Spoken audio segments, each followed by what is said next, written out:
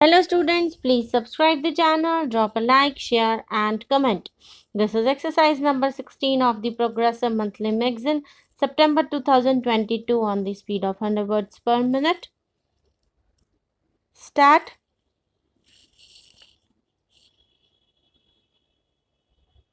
On behalf of the Indian National Commission and myself, I extend a very cordial welcome to Mr. Border, Director General of UNESCO, on the occasion of his first official visit to India. The welcome is greater as we have been expecting him since last year, and the disappointment felt at his inability to fulfill his engagement then has accentuated our pleasure in finding him in our midst today. We welcome him not only because he is the Director General of UNESCO, but also because of the personal contribution he has made both before and since he assumed that office towards the furtherance of peace through education. His work in rural adult education in Mexico won the appreciation of discerning critics all over the world. Ever since he assumed office as Director General, he has given a new impetus to the program of fundamental education and the service of underdeveloped areas. I have every hope that his present tour of India, Ceylon, and Pakistan will establish closer bonds between UNESCO and these countries and lead to greater efforts in the cause of education for peace and unity. UNESCO is one of the specialized agencies of UNO which was established to achieve international unity and peace. We must, however, confess that world unity on the political plane is still a distant goal.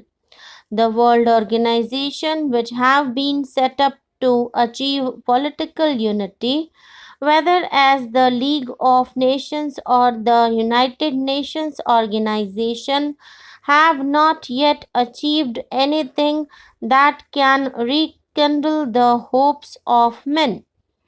UNO, founded to solve all political problems in a spirit of equity by remaining free from entanglement with power blocks, is unfortunately itself becoming a victim of power politics. The conflicts between nations that formerly marked the field of diplomacy are now often displayed in the deliberations of UNO. How can we then hope that UNO will succeed in its aims unless it can disentangle itself from the fact of political groupings and judge all questions from the point of view of international justice and peace? While aware of the present shortcomings, India is nevertheless a staunch supporter for world peace, is so precious an objective that we cannot give up any instrument which offers even a remote hope of achieving it. And what instrument of world peace can there be other than UNO? If therefore in this troubled world we can find any gleam of hope for unity and peace, it can be only through the activity of UNESCO. UNESCO rightly recognizes that all conflicts originate in the minds of man, and hence it is in the minds of men that the bastions of peace must be built. The emphasis here is on the cultural unity of mankind, to which different countries and different peoples have made their contribution. In UNESCO, one may therefore forget the clashes of take success and live in an atmosphere where representatives who oppose one another in UNO can cooperate in creative effort. I may cite as an instance the political differences which have divided our country from South Africa.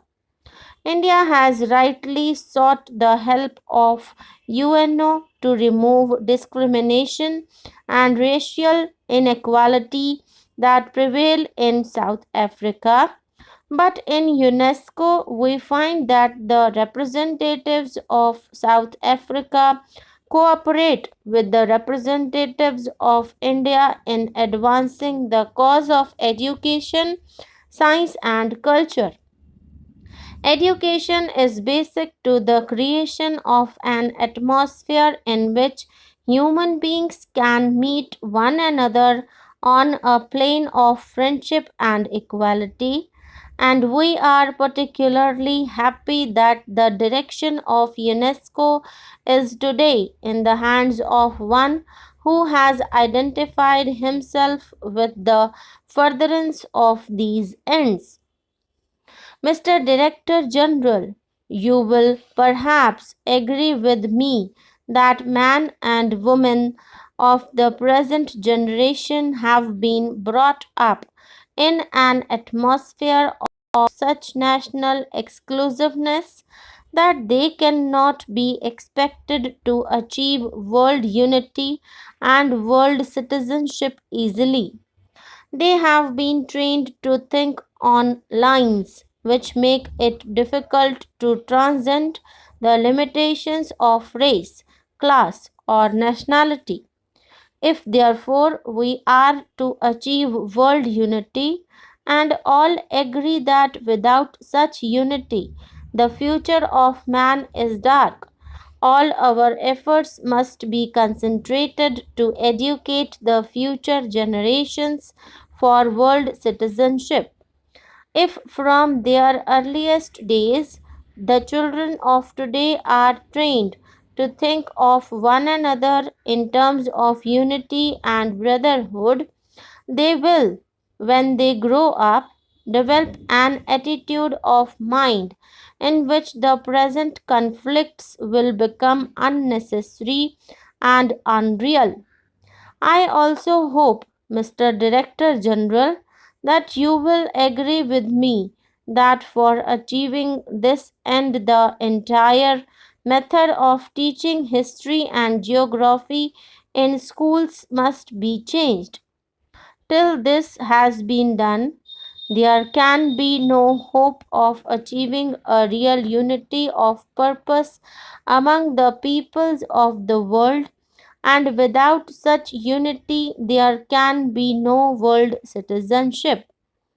The way in which we teach history and geography today very much militates against this objective.